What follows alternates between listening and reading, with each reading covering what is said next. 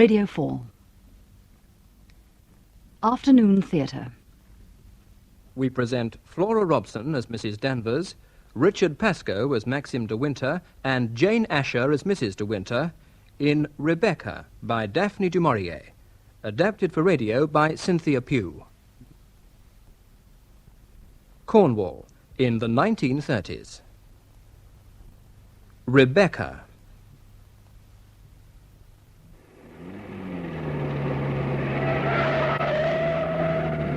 Steady it, Giles. You nearly had it in the ditch. Beatrice, how many times have I to tell you not to interfere when I'm driving? It's another mile to Manderley, and we want to get there before the bride and groom, I should imagine. I'd prefer to arrive in one piece, if you don't mind. Good bus, this. Improvement on the old one. Yes. Giles, what do you suppose she'd be like? The new Mrs. de Winter? No idea.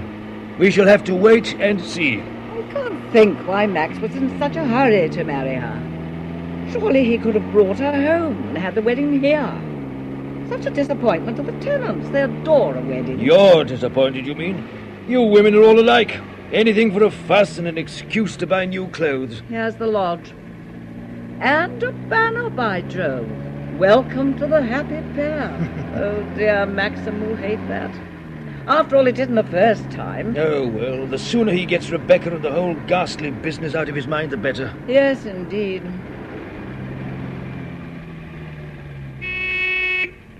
And here's old Frith coming down the steps, looking more like a bishop than ever. All the best butlers look like bishops. Good evening, Frith. Good evening, madam. Good evening, sir. Evening. Please come in. Mr. de Winter and madam have not yet arrived. Good. Any idea what time they are arriving, Frith? Mr. de Winter said on the telephone this morning we were to expect them any time after 6, madam. I expect Mr. Crawley will be up from the office directly. I will tell him you have called. All right, Frith. Well, everything looks exactly the same. I expect Mrs. Danvers sees to that. Mrs. Danvers, yes. I wonder what she feels about it. Feels about what? About Maxim's marrying again. Must have been a frightful shock to her. Why should it be? Well, it's been rather sudden, hasn't it? Barely 11 months since Rebecca was drowned. Very good thing for Maxim that he has married again. Shows he's got over it. Yes, one hopes so. Yes, indeed. Funny how it gets one, this place, whenever one comes home. Never changes, never lets one down. No wonder Maxim worships every stick and stone. Well, I wouldn't say it hadn't changed. What about when your father was alive? All the Victorian furniture and those ghastly flower beds on the lawns. Yes, Rebecca got rid of them. She did wonders with the garden and the house. My heavens, she was clever. When Fritz showed us in just now, it was the first thing that struck me. Everything just the same, as though she was still here, as though if one looked up, she would come running down those stairs. Bee. Sorry, I was getting morbid. Hello, Frank. How do you do, Mrs. Lacey? I was down in the office. How are you, Crawley? Would either of you like a drink? No, we'll wait till Maxim arrives. Frank, aren't you burning with curiosity to see her? Well, Of course you are. Don't pretend to me. Stand up to her, Crawley. She's been like a cat on hot bricks all day and thinks everyone must be as jumpy as she is. But do you know anything about her at all, Frank? All we had from Maxim was a laconic wire from Monte Carlo the day he got married, and a postcard from Venice a fortnight ago saying she was 21 and paints. Has he been more forthcoming to you? He wrote me a line or two, yes. Said she had no relatives and was acting as companion to an American lady. Good heavens, she probably wears spectacles and trims her own hats. Well, I don't see why. My sister was a companion to an old lady for many years. Oh, well, whatever she's like, let's hope to heaven she doesn't sail. What's Maxim done about the boathouse in the cove? Is it still shut up? Yes. Does he never go near it? Never, to my knowledge. They've rung up from the lodge, sir, to say the car has just passed through the gates. Ah, thank you, Frith. I believe you're as excited as I am, Frith. It is rather an event, madam. Are the staff pleased about it? Oh, yes, madam. We all like a wedding. It's an excellent thing for Mr. De Winter. Yes, madam. Here they come. Come and look, Bee. Golly, is that her? Must be. Heaven, she's young. Plain, too. Well, you can't see from here. I can see well enough. That straight hair hanging round her neck and A dreary grey coat and skirt, very different from Rebecca. Well, here we are, Frith. It was raining when we left London. You don't seem to have had it here. Everyone well? Yes, sir, thank you. Glad to see you home. And madam, too. Hope you had a good journey down. Oh, not so bad. Both rather tired. Major and Mrs. Lacey are here, sir. What? Good Lord, B. I didn't expect to see you. Hello, boy. Hello, Giles. Hello, How Maxim. nice of you both to come over. Hello, Frank. Hello, Maxim. Welcome home. Quite a party, eh? Well, where is she? Oh, too scared to come in, I expect. Come on in. It's only B and Giles. They won't eat you up. Now then, here's B, my one and only sister, who's so itching with curiosity to see you that she's motored 50 miles. How are you? How do you do? Giles, my brother-in-law, How do you do? Oh, you dropped your glove. Thank you. and Frank Crawley, who thinks he runs the estate, but actually I do the whole thing myself. How do you do, Mrs. De Winter?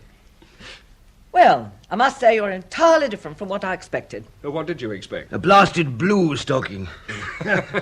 You mustn't mind B. She believes in speaking her mind. If she doesn't like you, she'll tell you so to your face. One of your most endearing habits, isn't it, B? I say, B, we shall have to be hitting the road. Oh, must you go? Yes, we're dining with the Cartwrights. We shall be infernally late as it is. Suppose you go and do something about the car, then. Got a new bus, Maxim. Rather a nice job. Come and look at it. All right. Coming, Frank. Yeah, very well. I'd love to see it. You know, you mustn't mind my saying so, but you're even younger looking than I expected. I'm 21. Absolute child. Well, we're all delighted, and I do so hope you'll be happy. Thank you. Poor Maxim, he went through a ghastly time, you know. Let's hope you've made him forget about it. But don't mind me saying so, but I think you ought to do something about your hair. Why don't you have it waved? It's so lanky, isn't it? Must look awful under a hat. Try sweeping it behind your ears. Like this? No, that's worse. Oh, Too severe. What does Maxim say? Does he like it bobbed? I don't know. He's never talked about it. Oh, well, perhaps he likes it. Tell me, did you get any clothes in Paris or London? No, we hadn't time. Maxim wanted to come home to Manderley. You don't sail by any chance, do you? No. Thank God for that. By the way, what do you want for a wedding present? Oh, please don't bother. Nonsense, I'm not one to grudge you a present, even if we weren't asked to your wedding. I hope you didn't mind. Maxim wanted it to be abroad and absolutely quiet. Of course, not very sensible.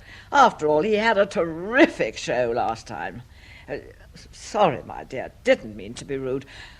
I suppose I've said all sorts of things I shouldn't. Only, as I told you just now, you're not a bit what I expected. You see, you're so very different from Rebecca. Come on, B. We shall have to drive like stink to make it. Well, goodbye. I'm damn glad you married Maxim. Come and stay with us whenever you want to, and bring your paint box.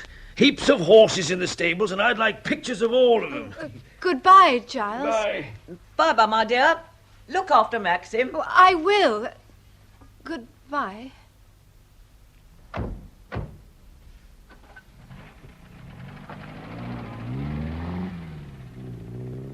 Oh, dear, I am tired. I wonder where our room is. Well, they've gone. Have some sherry? Oh, no, thank you. Tired? Yes, rather. Oh, this must have been an ordeal for you. I'm so sorry. It's nice of you to realize it. Do you live quite close? Yes, I have a small house on the estate, which we use as an office. Maxim and I do all our work there. You must be a great comfort to him. Oh, I don't know about that. I love my job, you know. And I'd rather work for Maxim than anyone in the world. Thank God they've gone. I find a little of my family goes a very long way. Oh, it's good to be home again. Anything happened, Frank, since I've been away? No, I don't think so. Except that they want you to revive the fancy dress ball. Oh, hell. Yes, I know. What's that, Maxim? Oh, one of those infernal institutions that we started some years ago on Midsummer's Eve, and I've been expected to play up ever since. The locals look upon Manderley as if it were a pavilion on the end of a pier, and one's supposed to put up stunts for their benefit. Well, they were done out of a wedding, you know. And they do love a show of some kind or another.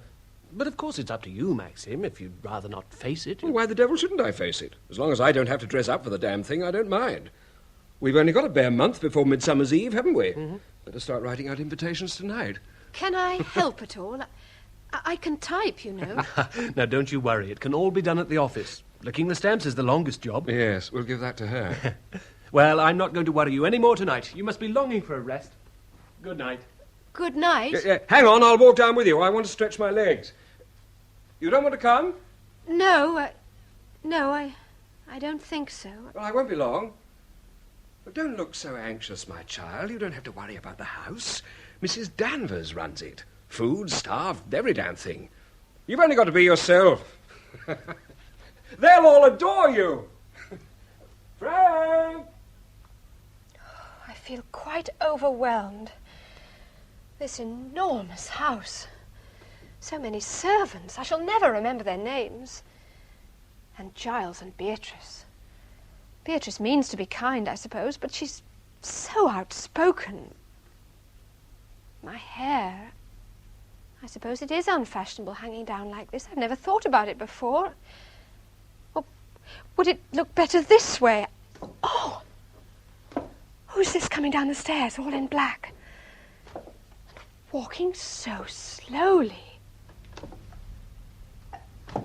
How do you do? Good evening, madam. You must be Mrs. Danvers. Mr. De Winter has told me about you. He said you are a very wonderful person. You do so much for Manderley. It all seems very big to me, you know. You will have to show me round when you're not too busy. It's for you to make your own time, madam. Of course, I don't know what you and Mr. De Winter have arranged. Oh, you must run the house as it's always been run. I don't want to make any changes. Very good, madam. Then I can give orders for things to continue as usual. I suppose you've been here at Manderley for many years. I came here when the late Mrs. De Winter was a bride. Oh, I see. If Mr. De Winter doesn't like the arrangement of the new wing, he must tell me. I had no idea Mr. De Winter was having anything changed. He shouldn't have done it for me. Mr. De Winter said he would prefer it. Oh. Do we see the sea from our room? No. And from your wing you can't even hear it, either. You wouldn't know the sea was anywhere near. Not from your wing. I'm sorry about that. I like the sea. They used to live in the West Wing when Mrs. De Winter was alive. But those rooms haven't been used since she was drowned. Would you like me to show you your rooms? I think perhaps I'd rather wait till Mr. De Winter comes back. He said he wouldn't be long. Very good, madam. Mrs. Danvers, I hope we shall be friends. This sort of life is new to me, and I do want to make a success of it, and above all to make Mr. De Winter happy. You will help me, won't you? I shall try and see that everything runs smoothly, madam. Naturally, it is a little difficult for me and the rest of the staff. We were all very devoted to the late Mrs. De Winter. If there's nothing more at present, I will go and see if Alice has finished unpacking your clothes. Dinner is at 8 o'clock. Good night, madam. Good night.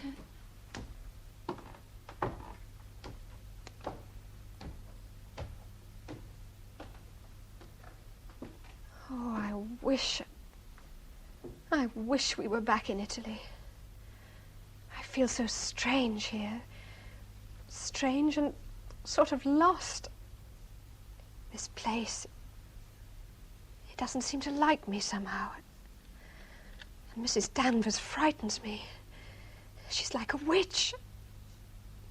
I wish Maxim would come back. Oh, here he comes. He mustn't see I've been crying.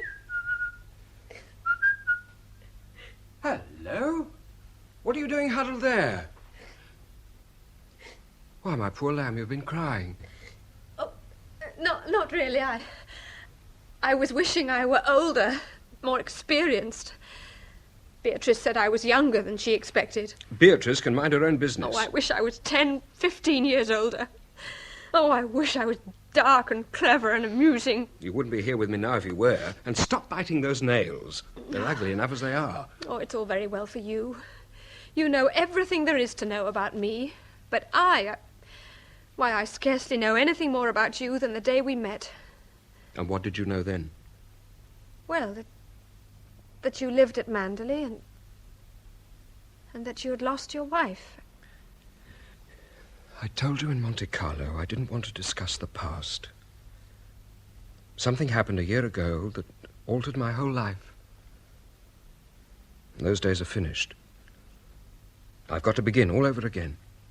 Maxim, I'm sorry. Please forgive me. Don't be angry with me, Maxim. I'm not angry with you. Yes, I've made you unhappy. Oh, I can't bear to see you like this. I love you so much. Do you? Do you? What is it, darling? Why do you look like that? No, sorry. I was a bear to you just now. Having that crowd to meet us was the trouble. I'd hoped we should be quite alone. We could have gone round the garden together. Nothing ever happens exactly as one plans it, ever. Our bedroom looks out on the rose garden. Not this way. It's my favourite view. First thing I remember is trotting along after my mother while she nipped off the dead roses. There's something peaceful and happy about that view. And it's quiet, too. You can't hear the sea from there. Yes. That's what Mrs. Danvers said. Oh, you've been talking to her, have you? How did you get on? Oh, all right. She was just a little stiff. After all, it's natural that she should resent me a bit at first. Well, why the devil should she resent you? Oh, what I mean is it must be much easier for a housekeeper to look after a man on his own. I dare say she's got used to doing it, and perhaps she's afraid I might be very overbearing. Overbearing? You? Maxim? Yes? Do you like my hair? Of course I like it. What's wrong with it? Oh, nothing. I just wondered. How funny you are. Oh, there's the dressing gong. Run along, funny face. You'll just have time for a bath if you hurry. Well, I don't know the way. To our room, I mean. What? Oh, straight through the archway. First corridor on the right. I'll be up in a minute. Just want to look through these papers. Oh, Lord. Oh, here's the list of guests for the last ball. Well, that'll be useful anyway. Oh, yes. The ball. Well, don't look so worried. It's not for 6 weeks, and you'll have settled down by then. I hope so, yes. Yes. In 6 weeks' time.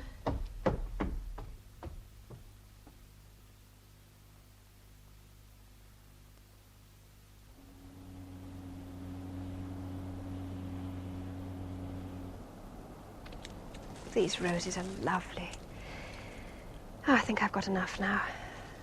It's quite chilly out here. I do hope this wretched mist will clear by tonight. Makes everything so ghostly somehow. Even the birds have forgotten to sing. I'll go back to the house. It's not very cheerful out here.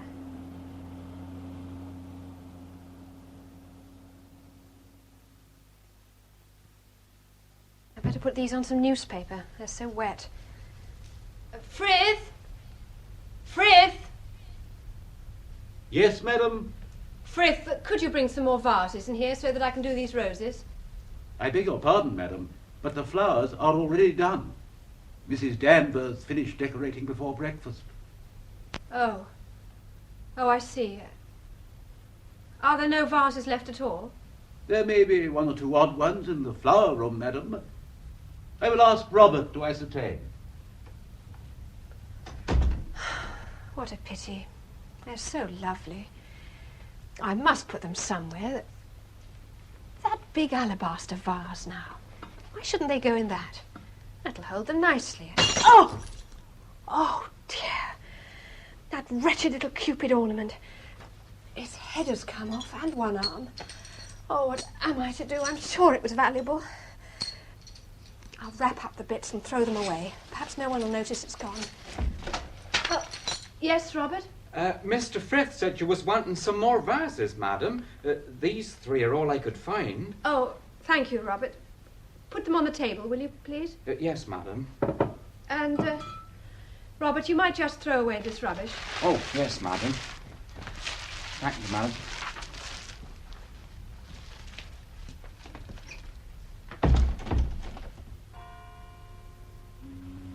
Yes, this alabaster vase should suit them very well. Now, then. This red one here, I think. between the white ones. And now these pink ones. So.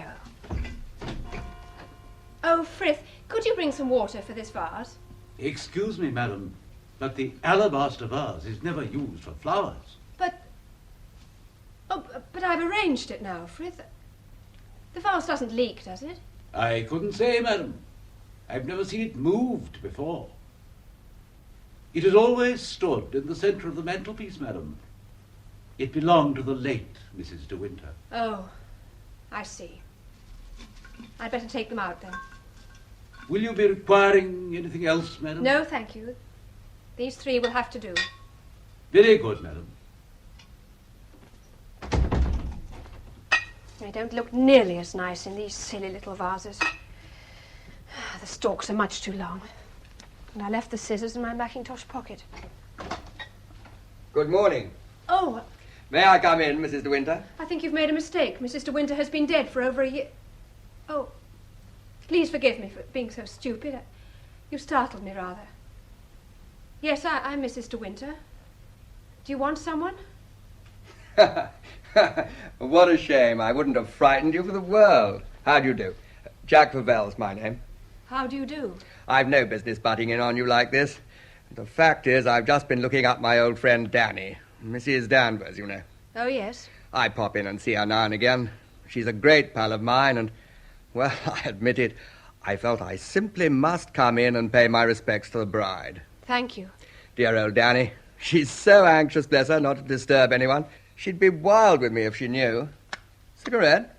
I'm afraid I don't smoke. Don't you really? How's old Max? He's very well, thank you. We're all rather busy today. We're giving this fancy dress ball tonight. I think Maxim is down in the office. Do you want to see him? No, I'd rather not. I must be getting along. I just wanted a glimpse of you, that's all. Oh, by the way, it'd be very sporting of you if you didn't mention this little visit of mine to Max. He doesn't exactly approve of me, I'm afraid. I can't think why. And it might get old Danny into trouble. No, all right. Oh, that's very decent of you. Bye, then. Perhaps I'll come in and look you up again. Some day when Max isn't at home. I must be off. Enjoy yourself at the dance. I wish I were going to have one with you myself. How long have you been married? 10 weeks, isn't it? Yes. Golly, I wish I'd got a bride of 10 weeks waiting for me at home. I'm only a lonely, poor old bachelor. Happy days. I feel cold. This hateful fog. That siren sounds so melancholy. Foreboding somehow. I wish it would go away. The fog will lift by the evening. Oh, hello, Frank. Hello. I thought you and Maxim were down at the office. Maxim's coming up directly. It's as thick as a blanket in the drive. Oh, I say, these flowers look marvellous. Mrs. Danvers did those. I only did the two little ones on the mantelpiece. Hmm? Oh, I see. I suppose when you gave the Midsummer's Eve ball before, Rebecca did the flowers. I really can't remember. Frank, that little cottage on the beach. I went into it the other day. Everything there is mouldy and the books are spoilt by damp. Are they all Rebecca's things? Yes. What did she use the cottage for? I thought it was a boathouse. So it was originally. Then she converted it. Had furniture put in and china. Did she use it a lot? Yes, she did. Moonlight picnics and one thing and another. Moonlight picnics must be great fun. Why is there a boy there in the little harbour? Her boat used to be moored there. Was that the boat she was sailing in when she was drowned? Yes. It capsized and sank. Couldn't someone have gone out to her? Nobody knew she'd gone. She often went out alone, like that. She'd come back any time of the night and sleep at the cottage on the beach. She must have drowned then trying to swim to shore. Yes. How long afterwards was it they found her? About 2 months. Where? Near Salcombe, about 40 miles up channel. How did they know it was her? Maxim went up to Salcombe to identify her. Frank, you must think I'm being morbid and curious in a rather beastly way. No. I promise you it's not that. It's only that Often I feel I'm not doing any good here at Manderley. I know that all the time, whenever I see anyone new, they're all thinking the same thing. How different I am from Rebecca. Oh, please. Tell me, Frank, was Rebecca very beautiful? I suppose she was the most beautiful creature I ever saw in my life. Oh, there you are, Frank. Ah. I've been shouting for you for 20 minutes. There's complete chaos going on over the lights. Oh, I'm sorry. You'll give me a dance this evening, won't you, Mrs. De Winter? You shall have as many dances as you like. I shan't dance with anyone except you and Maxim. And perhaps Giles. Oh, they'll all want to dance with the bride. I'm not a bride. I didn't even have a proper wedding. No white A dress. grubby coat and skirt and an old scarf tied round her head. You ought to have seen her, Frank. Everybody thought she was my daughter. I wish you wouldn't treat me as if I was 6. How do you want to be treated? Like other men treat their wives. Knock you about, you mean? Come on. Tell us what you're going to wear tonight. Don't you worry, I'll think of something. I'll dress up so that you and Frank won't recognize me. Can I speak to you, sir, a moment? Yes, of course, Frith. Yes, well, I must go and cope with the lighting question. See you later. What's the matter, Frith? It's about Robert, sir. It appears Mrs. Danvers has accused him of having broken one of the valuable ornaments from the mantelpiece. Robert denied the accusation most emphatically and has been to me nearly in tears, sir. I didn't know Robert was so sensitive. What ornament was it, anyway? The China Cupid, sir. Oh, Lord. It's one of our treasures, isn't it? Ask Mrs. Danvers to come here, will you? Very good, sir. How I loathe servants' rows. Anyway, this is your job, funny face. Darling, I must tell you at once. The fact is, I broke that Cupid just now when I was doing some flowers. You broke it? Well, why on earth didn't you say so when Frith was here? I was afraid he would think me a fool. Well, he'll think you much more of a fool now. You'll have to explain to him and Mrs. Danvers. Oh, no, please, Maxim, you tell them. Let me go upstairs. Oh, don't be a little idiot. Anyone would think you were afraid of them. I am afraid of them. At least, not afraid, but... Mrs. Danvers, sir. Now for it. It's all a mistake, Mrs. Danvers. Apparently Mrs. De Winter broke the Cupid herself. Oh. I'm so sorry, Mrs. Danvers. I never realized Robert would get into trouble. I found the pieces hidden in an old newspaper. I'm afraid I didn't understand. Mrs. De Winter thought you would put her in prison. All right, Frith. You can tell Robert to dry his tears. Very good, sir. I will apologize to Robert, of course. It never occurred to me that Mrs. De Winter had broken the ornament herself. Perhaps if such a thing should happen again, Mrs. De Winter will tell me personally. It would save everybody a lot of unpleasantness. Naturally. I can't think why she didn't. It's very unfortunate. I don't think we've ever had any serious breakages before. I've done the dusting myself ever since last year. When the late Mrs. De Winter was alive, we often used to do the valuables together. Well, it can't be helped. All right, Mrs. Danvers. Thank you, sir.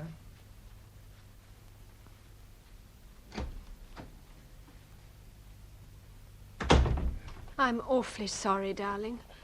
Mrs. Danvers must be furious with me. My sweet child, forget it. Anyway, what has she got to be furious about? It's not her piece of china. But why on earth didn't you get hold of her when you broke the thing and say, "Here, Mrs. Danvers, get this mended"? She'd understand that. Instead of which you scrape up the remains in a newspaper and throw them away. Just like a kitchen maid, my child. I am like a kitchen maid in lots of things. I know I felt like one when I called on the bishop's wife the other day. Oh, I hate this business of having to call on people. You don't think I like calling on people, do you? Bores me stiff. If I was just bored, it would be different. But they all look me up and down as if I were a prize cow. What a slap in the eye I must be to them. I suppose that's why you married me. You knew I was dull and quiet and inexperienced. No one could ever gossip about me. What do you mean? I don't know. I don't mean anything. Why do you look like that? What do you know about gossip down here? Who's been talking to you? No one. No one at all. Why did you say what you did? I tell you, I don't know. I was angry, cross. This all began because I broke the China Cupid. Oh, damn the infernal Cupid. Do you really think I care whether it's in 10,000 pieces or not? Was it very valuable? Yes, I suppose so. As a matter of fact, I believe it was a wedding present. Rebecca knew a lot about China. I see. That's why it's so precious. I wonder you didn't shut it up safely with all the other china of hers in that cottage on the beach. It reeks of damp in there, but nothing's broken. Perhaps you haven't been there lately. No, I never go near the beach, nor that damned cottage. And if you had my memories, you wouldn't want to go there either, or talk about it, or even think about it. Oh, Maxim. Maxim. What? Don't look like that. I'm sorry, darling, I'm sorry. We ought never to have come back to Manderley. Heavens, what a fool I was to come back.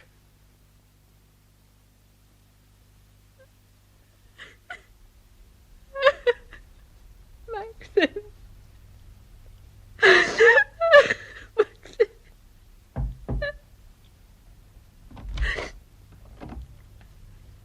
Is anything the matter, madam?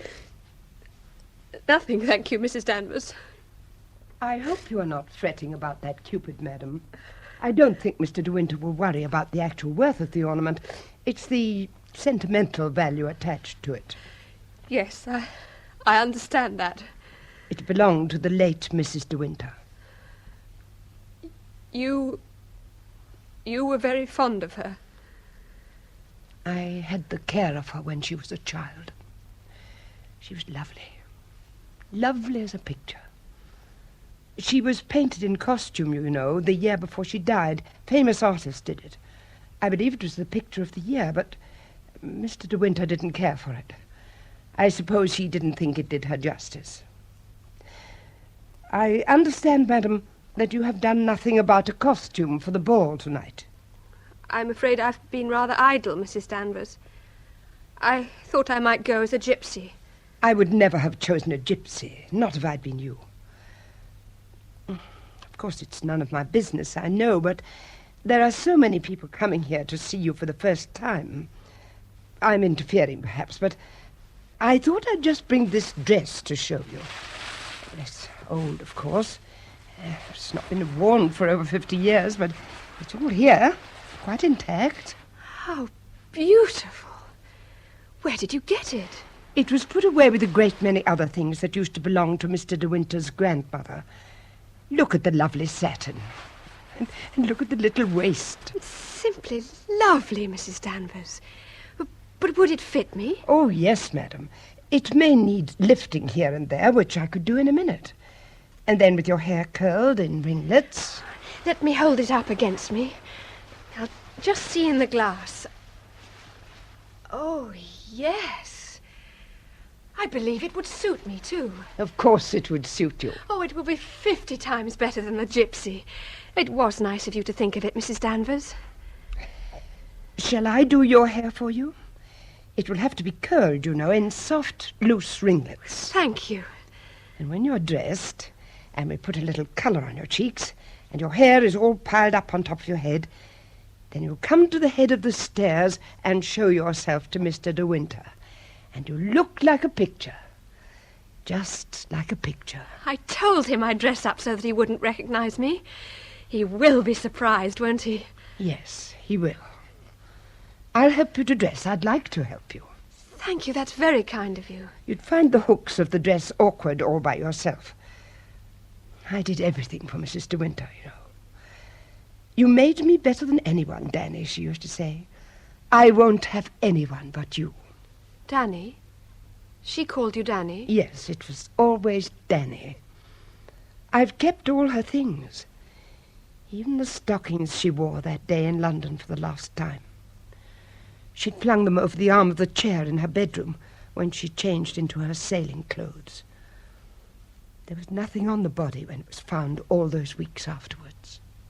All those weeks afterwards? I shall always blame myself for the accident. That evening I'd gone into Kerrith and stayed late, as Mrs. De Winter was up in London. When I came in about 9:30, I heard she had returned and gone for a sail. I felt worried at once. It was blowing up from the southwest.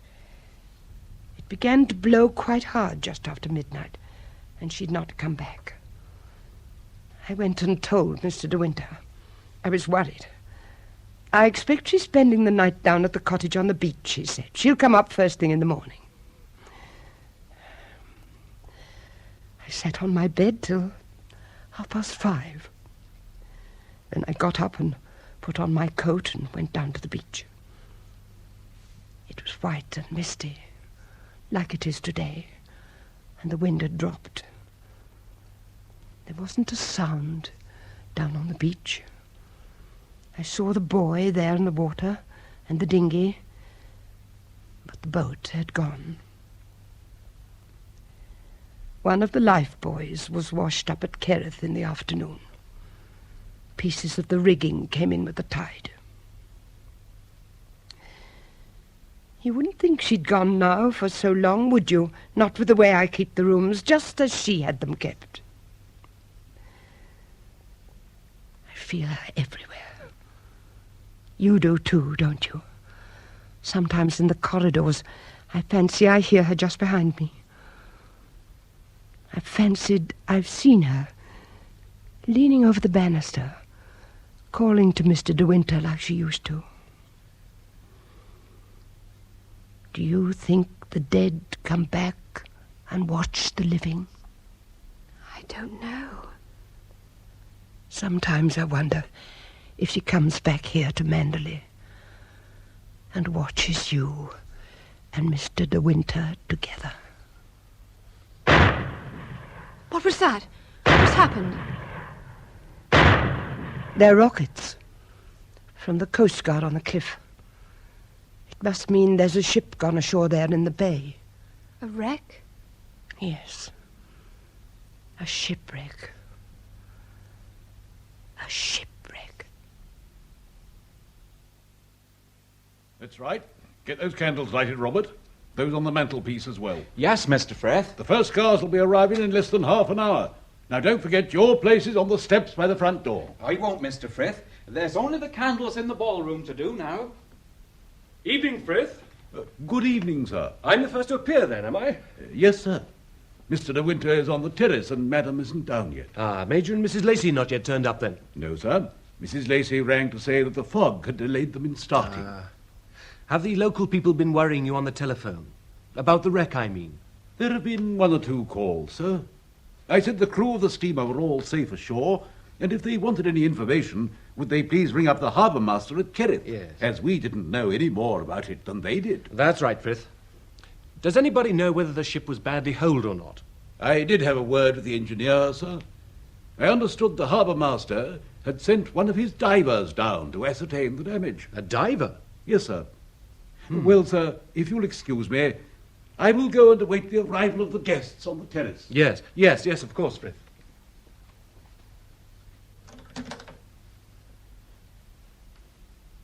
Kerrith 3-2, please. Oh, hello. Mr. Crawley speaking. Is the harbour master at home? Oh, that's Mrs. Searle, is it? Yes, your husband hasn't come back yet. No, I just wondered if there was any further news about the ship that was ashore below Manderley this morning. I understand a diver went down late this afternoon, and I wondered... Oh, you haven't seen your husband since midday? Yes. All right, Mrs. Searle, thank you. By the way, if Captain Searle should have anything to report, tell him to ring me here or at the office first thing in the morning. Yes. Goodbye. Hello, Frank. Oh, hello, Maxim. Someone else ringing up about that confounded ship? No, I just put a call through to the harbour master, but he's not back yet. They're still out there, I expect. It's barely dark yet. I wonder if the band have finished eating and drinking. You're as jumpy as a kitten. Anyone would think we'd never given a dance here before. Let's hope it'll be a failure, and then nobody will want us to give another. Oh, that's one way of looking at it. All right. Go along and snatch the drink from the band, if you're getting nervous. All right, Bud.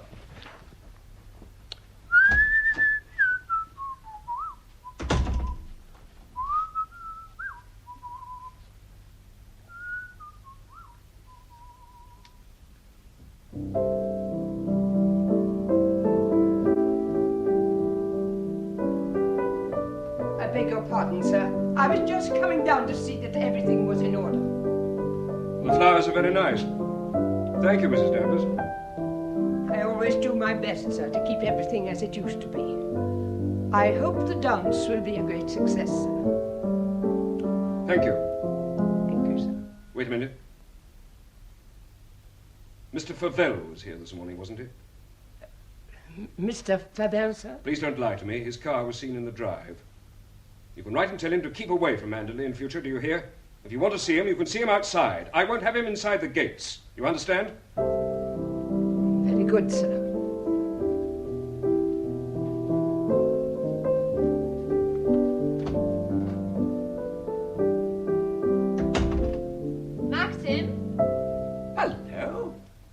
be dressed. What are you up to? I want you to throw me up a white rose. What do you want a white rose for? Never mind, throw me one up. Here's one. Come and get it. I can't, not in my dressing gown. You won't have it then? Please, Maxim. No, it's on the piano if you want it. Oh, very well then. I don't seem to have seen you since this morning. You've been so busy with the ship going ashore. This affair tonight, it's all rather an effort. I suddenly got fed up with buffet tables in the dining room, coils of wire on the terrace, and idiotic little chairs dotted about the rose garden. And then that damn sea fog on top of it all. Oh, well, it'll all be over in a few hours. Manderley is looking lovely tonight. You'd think the house knew there was going to be a party. The moon's come out now the fog has lifted. Oh, I must go and finish dressing. Give me the rose, will you? Here you are. What do you want it for? Never you mind. Just a moment. Why are you looking like that? What do you mean? Well, you look like a little criminal. What are you up to? You'll see directly. You look different suddenly, as though... As though what? I don't know. Don't you want me to look different? I don't want you to look as you did just now when I gave you that rose. You had an expression on your face I've never seen there before. How do you mean? When I first met you in Monte Carlo, there was a look in your eyes. I can't define it, but it was one of the reasons why I asked you to marry me. You have it still, but just now, I thought it had gone. Something else was there instead. What was there instead? Well, when you looked at me a moment ago, you might have been, for a brief second, somebody else.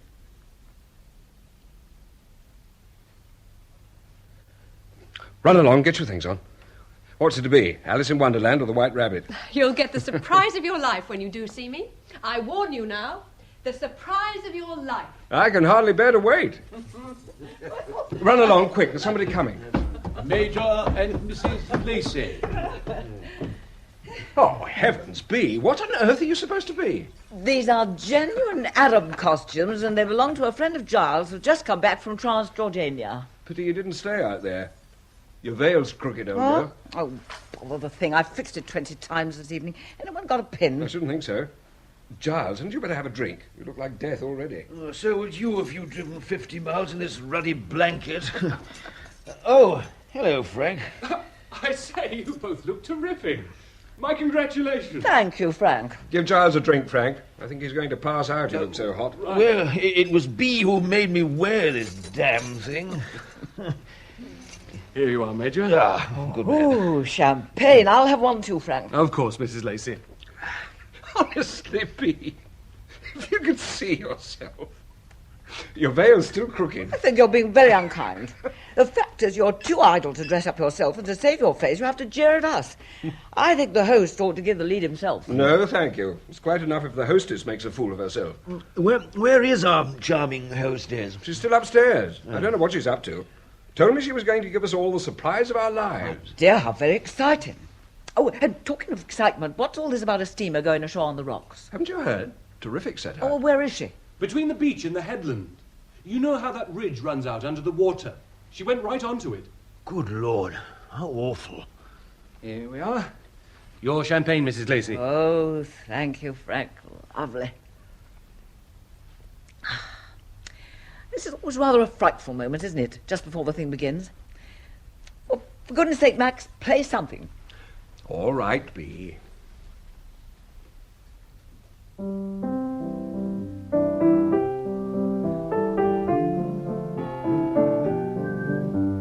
Well, 10 o'clock. The first car will be here any moment now. I say, that child of yours is going to be late. I can't think what she's doing. She went up to dress hours ago.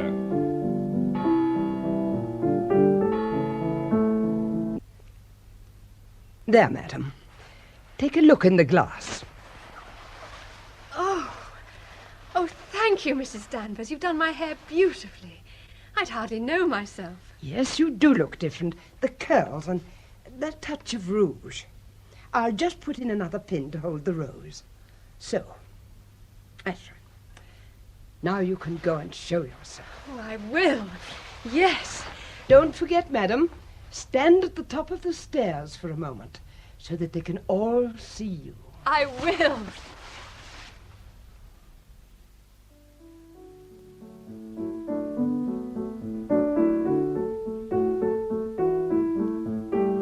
How do you do, Mr. De Winter? My God, that white dress. The one Rebecca wore. What the hell do you think you're doing? Max, gently. She couldn't have known. What is it? What have I done? Go and change. Some ordinary evening frock, do you hear? Go now, before anybody comes. But, Maxim! But what are you standing there for? Didn't you hear what I said? Maxim. Mr. and Mrs. Coleman Fortescue.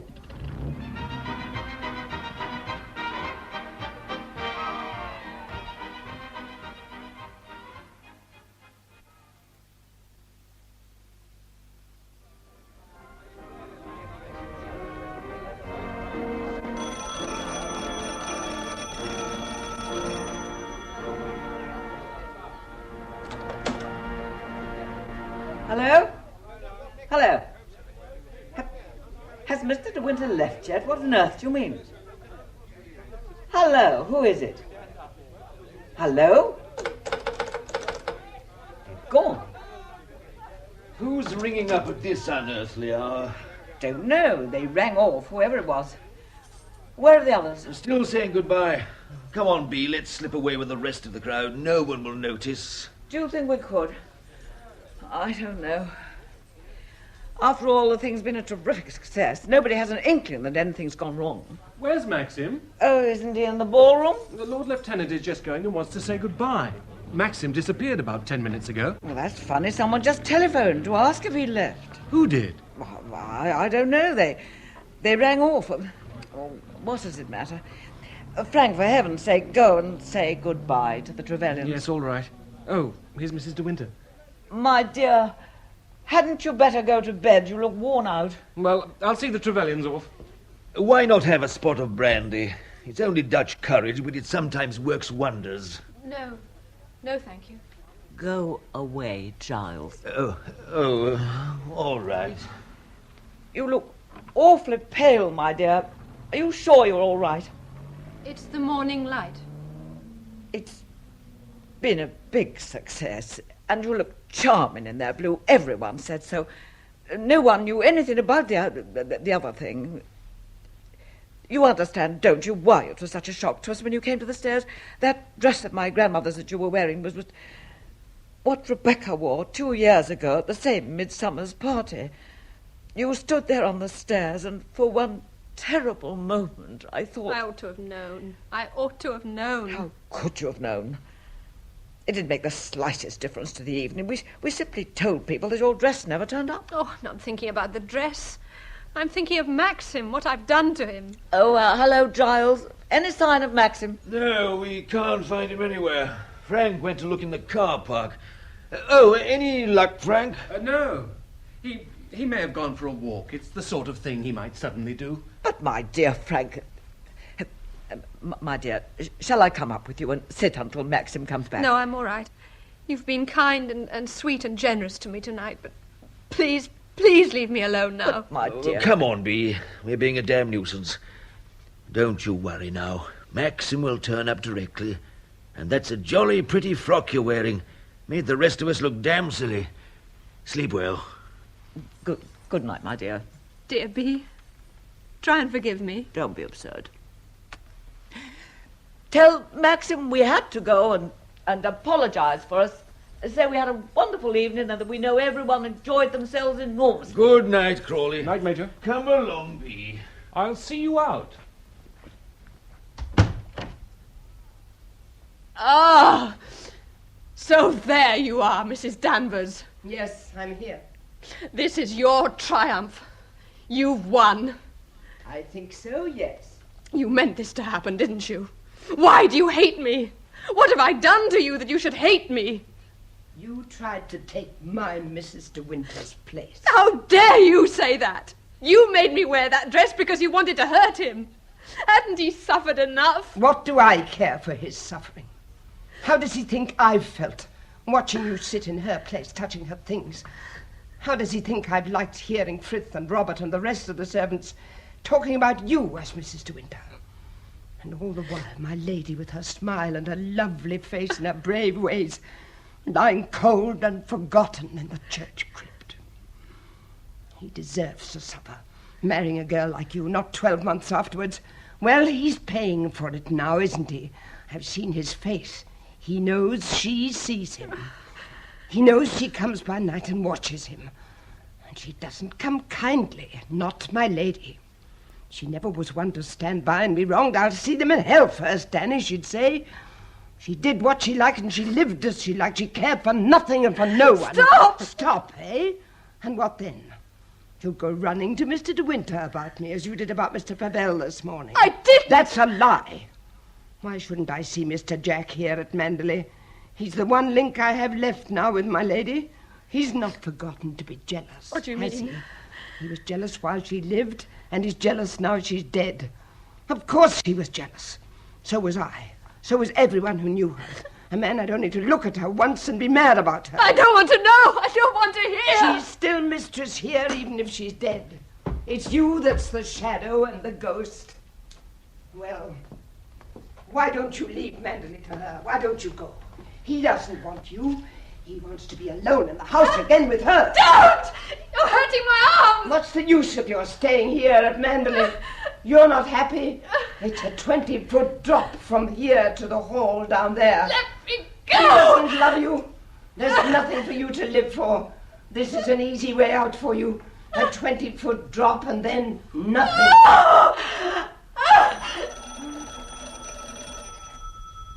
Telephone. Oh. Oh, well. Think it over. Mrs. De Winter. It's a quick way out.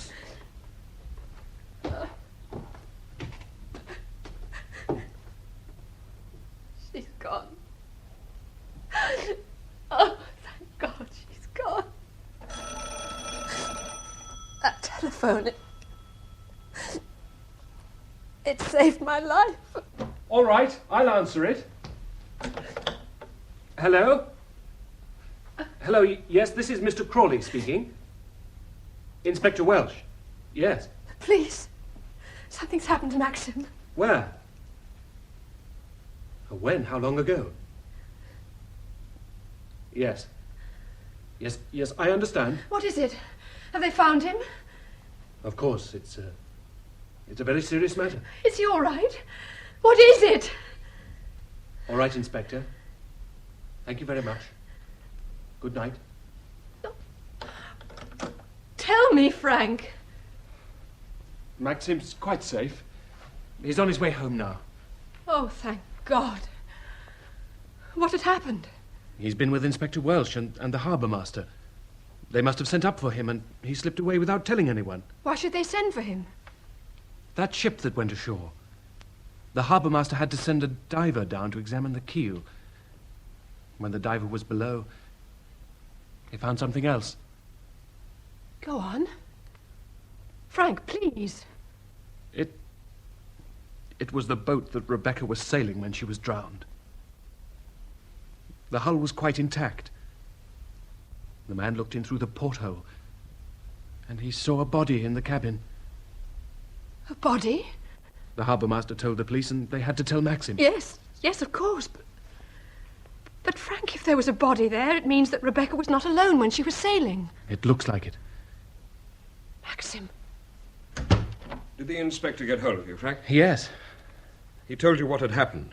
Yes. The diver's going down again tomorrow. They're going to try to raise the boat. I'm going with them. Look, you'd better try to get some rest. I'll go home and change. I'll come with you in the morning. I'll wait for you down on the beach. Right. Good night, Mrs. De Winter. I'm so sorry. So terribly sorry. You've forgiven me, haven't you? Forgiven you? What have I got to forgive you for? Tonight. Oh, that. Oh, I'd forgotten. I was angry with you, wasn't I? Yes. Maxim, can't we start again? Face things together? I don't ask you to love me But I don't want you to bear this alone. No. It's too late. It's all over now. It's happened. The thing I've always foreseen. The thing I've dreamt about night after night. What thing, Maxim? Let's go up to the drawing room, and I'll tell you. Very well. Rebecca has won. She's been between us all the time. She knew she would win in the end. You're thinking about the body the diver saw in the boat, aren't you? Yeah. It means there was someone with her. That's it, isn't it, Maxim? No. There was no one with Rebecca. It's her body there in the cabin. What? There was no accident. Rebecca was not drowned. I killed her. Oh. I shot her down there in the cottage on the beach. I carried her body to the cabin and took the boat out that night and sank it where they found it yesterday. It's Rebecca who's lying dead there on the cabin floor. But, When their body was found at Salcombe, I took a chance. I went up and saw it. I said it was Rebecca's. Day after day, I went on lying. Why didn't you tell me? How could I tell you? I thought you could help me blot out the past, but... Well, since we came home, you've been so different. Awkward. Shy. Before we came to Manderley, you were different, too. Now I know you love Rebecca still. What? Every time you touch me, I feel you're thinking of Rebecca. What? You thought I loved Rebecca? You think I killed her, loving her? I hated her. She was vicious, rotten, through and through. But she was clever. Oh, my God, she was clever. No one would guess, meeting her, that she was not the kindest, most generous, gifted person. I found her out 5 days after we were married. She told me about herself. Told me things I still could never repeat to a living soul. Maxim. She made a bargain with me then. She had said she would run Manderley for me, making it the most famous showplace in the country. People would visit us and envy us. They'd say we were the luckiest, happiest couple in England. She knew I would never give her away because I was too proud to have people pointing and flinging mud in the newspapers. Maxim, my darling. And she was careful. The first few years. Then, little by little, she began to ask her friends down here if I were away. I warned her. I told her she could do what she liked in London, but Manderley was mine. She smiled. She didn't say anything. And then she began on poor Frank. He came to me one day, said he wanted to leave. I argued with him, and then he broke down and told me. She was always going down to his house, trying to get him to make love to her. And Frank was not the only one. There were others. I began to be afraid she would get hold of anyone. One of the workmen on the estate, anyone. And then the crash would come.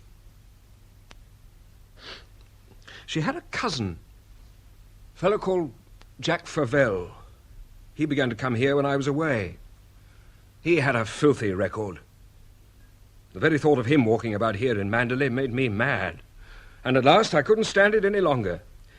One night I thought I should find Favell with her at the cottage. I took my service revolver.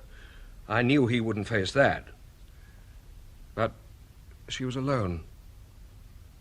She was lying on the divan with an ashtray full of cigarette stubs beside her. She looked ill.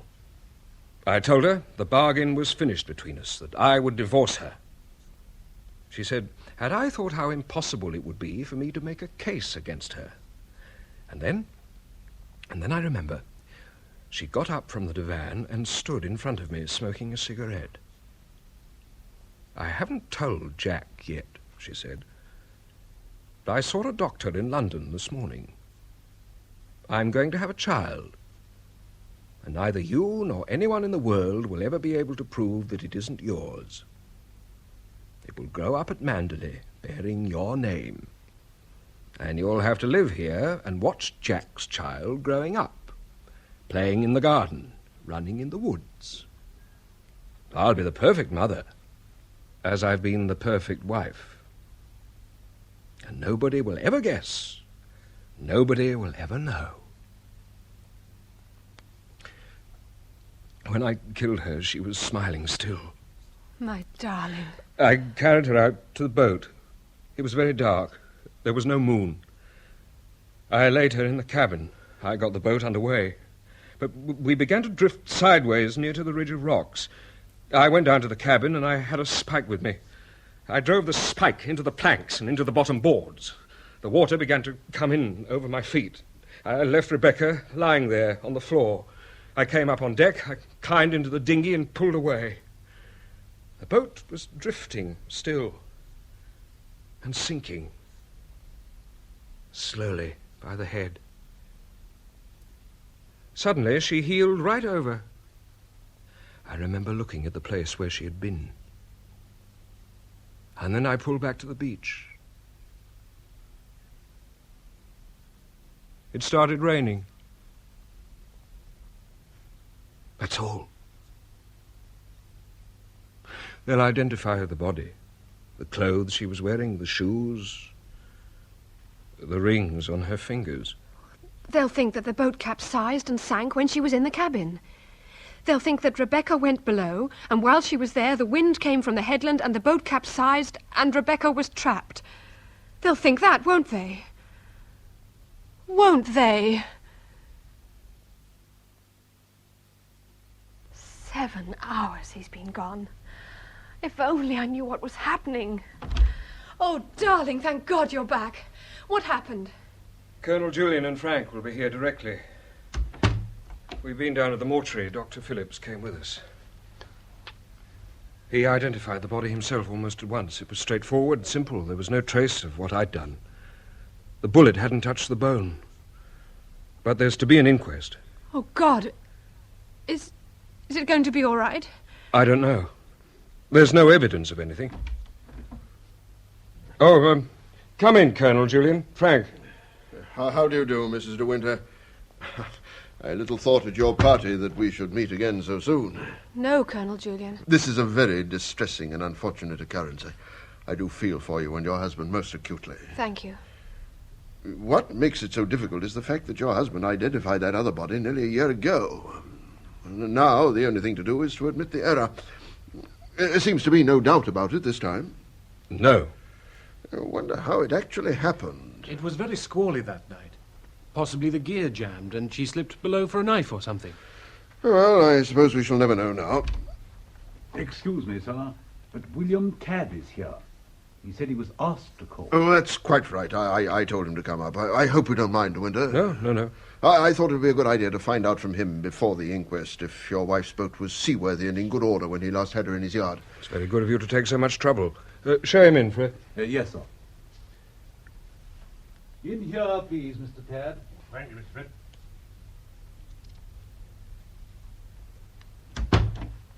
Good afternoon, Tabb. Afternoon, sir. I think Colonel Julian wants to ask you a few questions. Yes, sir. Good day, William. Good day, sir.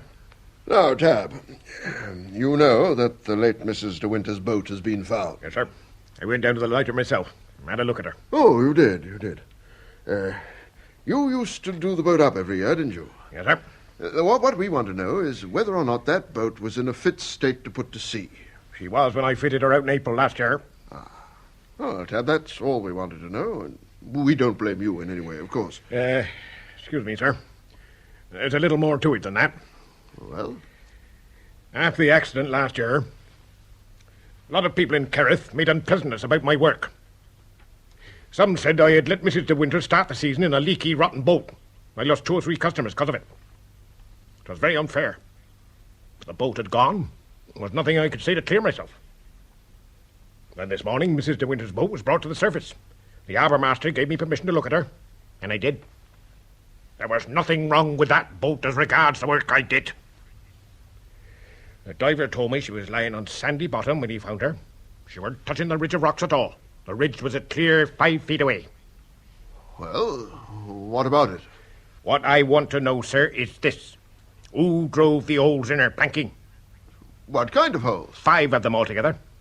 You mean the holes were big enough to account for her sinking? Yes, sir. It's my opinion, sir, that the boat never capsized at all. She was deliberately scuttled. Good God. William, you must have made a mistake. No, sir. I made no mistake. Those holes were driven in by a spike. Would you take your oath on that? Yes, sir. I would. Oh. If that's the case, then I'm afraid the whole affair is not so simple as we thought. All right, Tab, thank you. That will do for the present. But we shall want you at the inquest, of course. Have you anything else you want to ask him, De Winter? No. Ask Frith to give you a drink, Tab. Oh, thank you, sir. Thank you. Oh. My dear De Winter, I'm afraid the whole thing has become rather serious. At the inquest, you'll be asked all sorts of painful, intimate questions. I'm speaking to you as a friend now and not as an official. May I ask you something very personal? If you like. Were relations between you and the late Mrs. De Winter perfectly happy? I think my wife is going to faint. Get some brandy, Frank, will you? Of course. I say, I'm most frightfully sorry. I think perhaps we'd better go on with our talk somewhere else. I'm afraid there are certain things that we'd better go into before the inquest. Of course. Frank, take Colonel Julian down to the office and I'll follow you in a few minutes. Very well, Maxim. Here's the brandy. Thank you. Drink this. Better? Yes. Will you come with me, then, please, sir? Yes. This way. Yes.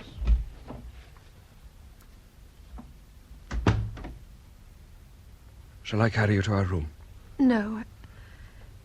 You won't leave me, will you? Darling, I must. What for? Look, Colonel Julian wants to discuss things before the inquest. Look, I've got to go now. They're waiting for me. You'll be all right, won't you? Yes. If anything happens, they will let us be together, won't they? Yes. Yes. I only mind for you. I don't regret anything else. If it had to happen all over again, I should do what I've done. But I can't forget what it's done to you. It's gone forever, that funny, young, lost look that I loved. Gone. In a few hours. Maxim. Will they think it was you? They can't prove anything, surely. Surely they can't. I don't know, darling. I don't know.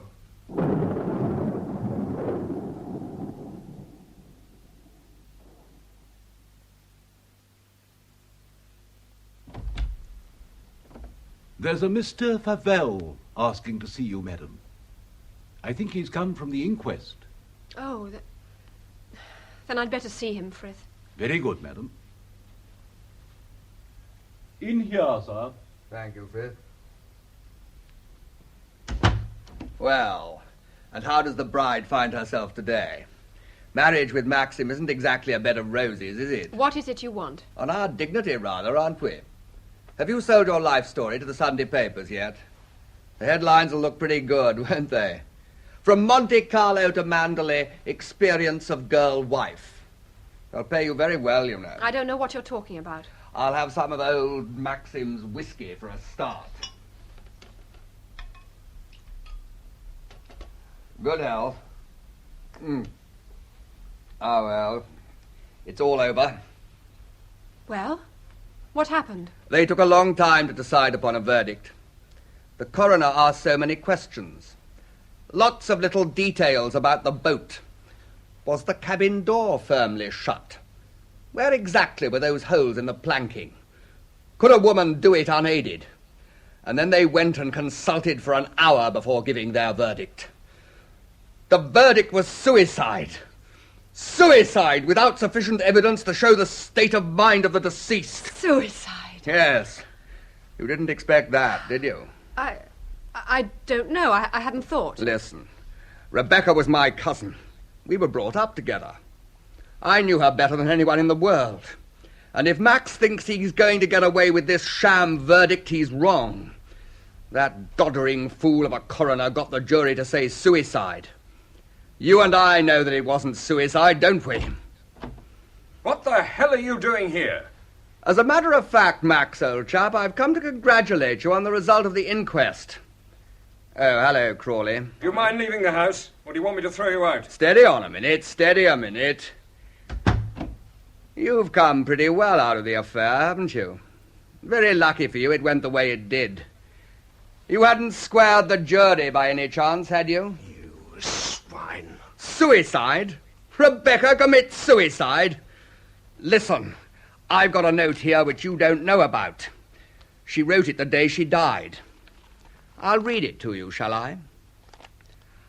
I tried to ring you at the flat, but could get no answer. I'm going down to Manderley right away. If you find this in time, follow me down. I'll spend the night at the cottage and we'll leave the door open for you. I've got something to tell you, and I want to see you as soon as possible. Rebecca. That's not the sort of thing anyone writes before committing suicide, is it? As it happened, I didn't find it in time. Suppose that note had been read in court this afternoon. The verdict might have been different. Well, why didn't you tell the jury, then? Ah, steady, old boy. God knows you've never been a friend to me. But I don't bear malice about it. Let's get together. I'm not a rich man. I'm too fond of gambling. Now, if I had a settlement of 2,000 or 3,000 a year for life, I could jog along quite comfortably. And I swear I'd never trouble you again. Get out! Half a minute, Maxim. Favel's quite capable of making it difficult for you. I'm not going to give way to blackmail. Do you think your wife wants to be pointed out as the wife of a murderer? Colonel Julian is downstairs. I'll call him. He'll be interested in your story. Stop him, Frank, stop him! Would you come up Go and this tell morning, Colonel Julian it's a mistake. Mistake my foot. He'll be sorry for this. I'm not bluffing. There's enough evidence in this note to send him down for life. Come in, Colonel. Thank you. This is Jack Favell, my late wife's cousin. All right, Favell. Go ahead. Look here, Colonel Julian. There's no sense in beating about the bush. I'm not satisfied with the verdict today. Isn't that for De Winter to say? No. I don't think it is. I have a right to speak not only as Rebecca's cousin, but as her prospective husband had she lived. Is this true, De Winter? It's the first I've heard of it. Well, Favell, what exactly have you to say? This note was written a few hours before Rebecca set out on that supposed suicide trip. I want you to read it and say whether you think the woman who wrote that note had made up her mind to kill herself.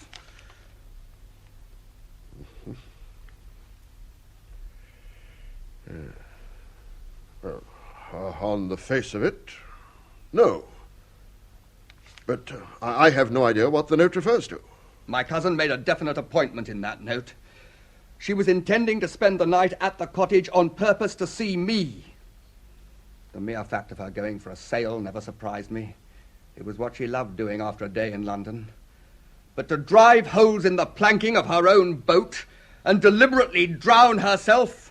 Oh, no, Colonel Julian, by heaven, no! No, my dear fellow, please calm down.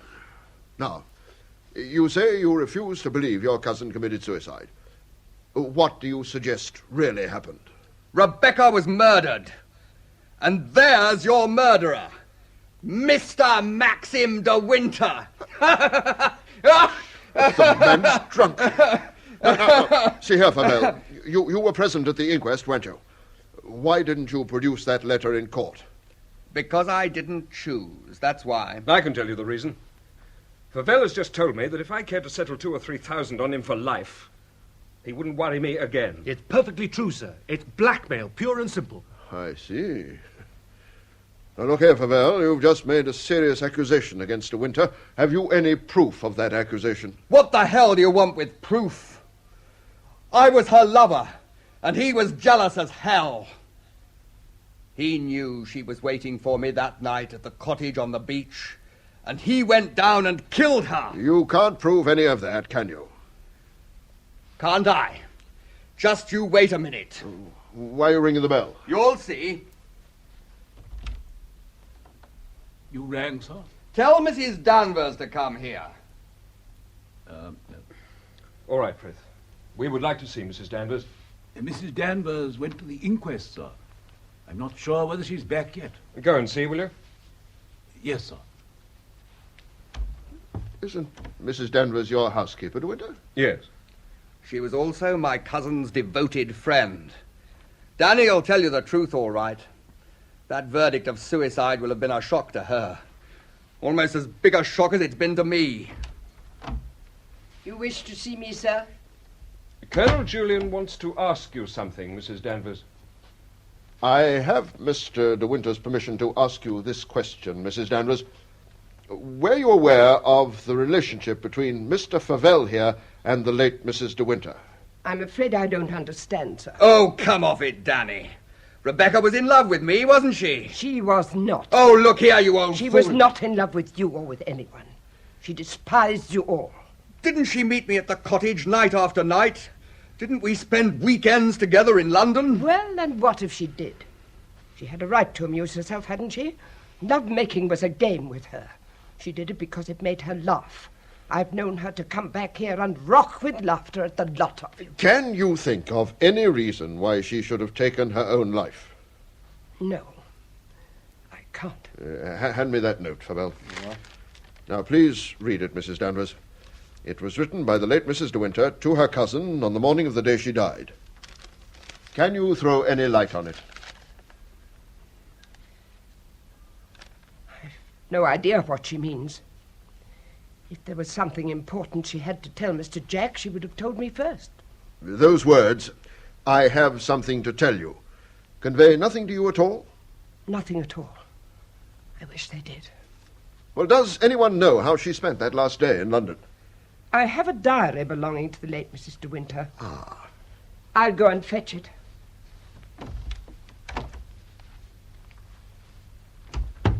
Just like a trade union, aren't you? The whole damn lot of you. No one is going to give anything away. Crawley, of course, was squared long ago. He knew he'd lose his job if he told the truth. And if I guess rightly, Crawley, there's a spice of malice in your soul towards me. You didn't have much success with Rebecca, did you? Never mind. It'll be easier work this time. The bride will be grateful for your fraternal arm in a week or so. Frank will come in very handy, Max, when the judge sentences you to death. You foul-mouthed swine! Max, what have you done? I'll have a drink. I shan't forget that, De Winter. Here it is, sir. It is an engagement diary. She used it for appointments, never anything personal. It's the appointments that interest me. And I want to know exactly what she did that last morning in London. Now, here we are. June the 4th. Hare, 10:30. 12:45, Baker. Who was Baker? She knew no one of that name. Do you know, De Winter? No, I've no idea. Here's something. Right at the back among the telephone numbers. Baker. Museum 0444. Museum 0444. Well, try that number, Crawley. Yes. Yes, of course. Exchange? Will you put a call through to London, Museum 0444? Thank you.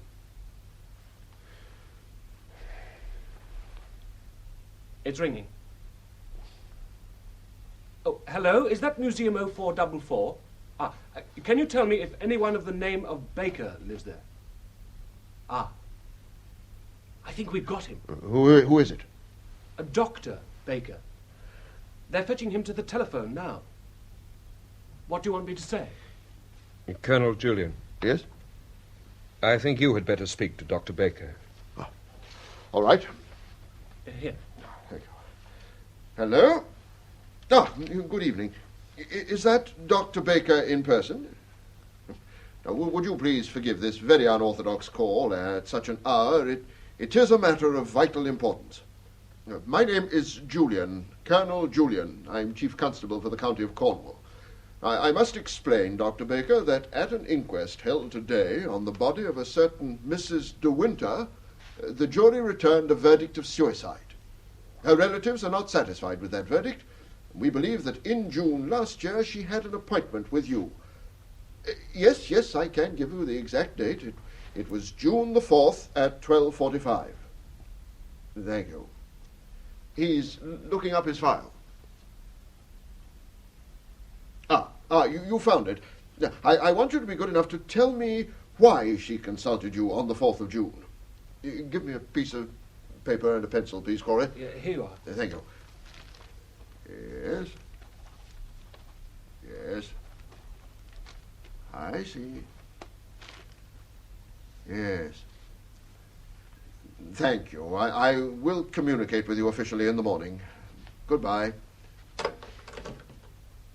Mrs. De Winter consulted him first in May. He took some X-ray photographs. When she went again on June the 4th, he showed her those photographs.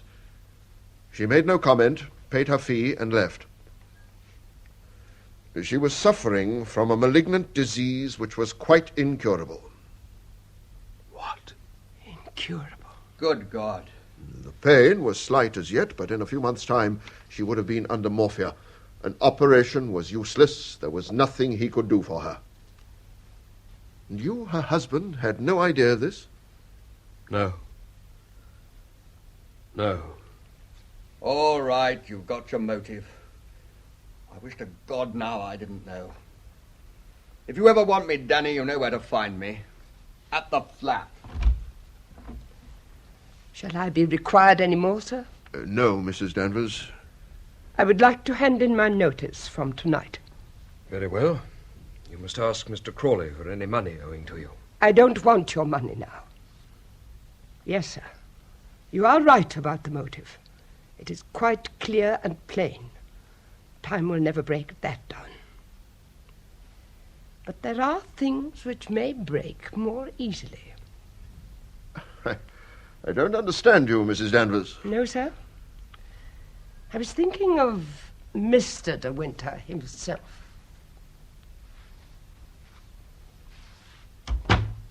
Those words sounded like a threat. But she can't do anything, nor can Favell. Baker's evidence would quash that. I don't think it will do any harm if I let it be known in the county that a London doctor has supplied us with a motive for suicide. Crawley, it's long past my dinner hour. Could you possibly run me home before my daughters send out a search party? Yes, of course, sir. I'll get my car. By the way, De Winter, you didn't have a very long honeymoon, did you? Go abroad again. You could stay several months. You know the old saying, out of sight, out of mind. Goodbye. Goodbye, Colonel. I won't be long, Max. How much of the truth do they know? Rebecca lied to me about that child on purpose. She wanted me to kill her. That's why she stood there laughing as she died. You better tell them to do your packing tonight. If we leave early, we shall be able to catch the 4 o'clock train to Dover. We'll go back to our hotel in Venice. You loved it, didn't you? Don't you understand? Those words of Mrs. Danvers weren't a threat. They were a challenge. Of course there's going to be some malice and gossip, but you can't run away, Maxim. You can't be defeated. We must go abroad. Life here would be impossible. But Maxim... I'm thinking of the people on the estate here who've known me since I was born. They'll lose all respect. They won't trust me anymore. Maxim, you've always taken that for granted. Now you're going to win it back. You can, but not if you run away. They are the real Manderley, aren't they? All the people in the farms and the cottages. They mean more to you, don't they, than county opinion or your own personal pride? My darling, are you saying this for your own sake or only for mine? I'm saying it because I believe it to be true. We've changed over, haven't we?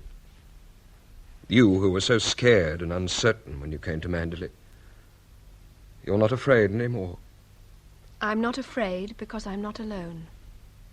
We're together now. Excuse me, madam, but will you be changing, or shall we serve dinner right away? We'll have dinner at once, Frith. We shan't be changing tonight. Thank you, madam. Forgive me, madam, but Mr. Crawley mentioned something about you and Mr. De Winter going abroad. Our plans are uncertain, Frith. You must ask Mr. De Winter. I only asked, sir, so as to be able to see about your packing and give the necessary orders for the morning. Beautiful. Those trees against the setting sun. Manderley. Leave Manderley. I can't.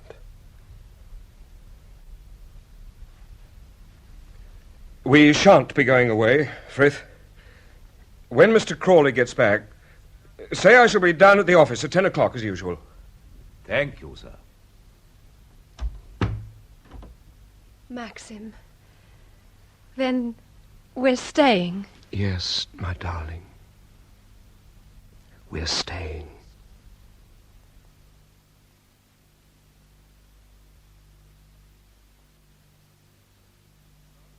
Starring in Rebecca by Daphne du Maurier were Flora Robson as Mrs. Danvers, Richard Pascoe as Maxim de Winter, and Jane Asher as Mrs. de Winter.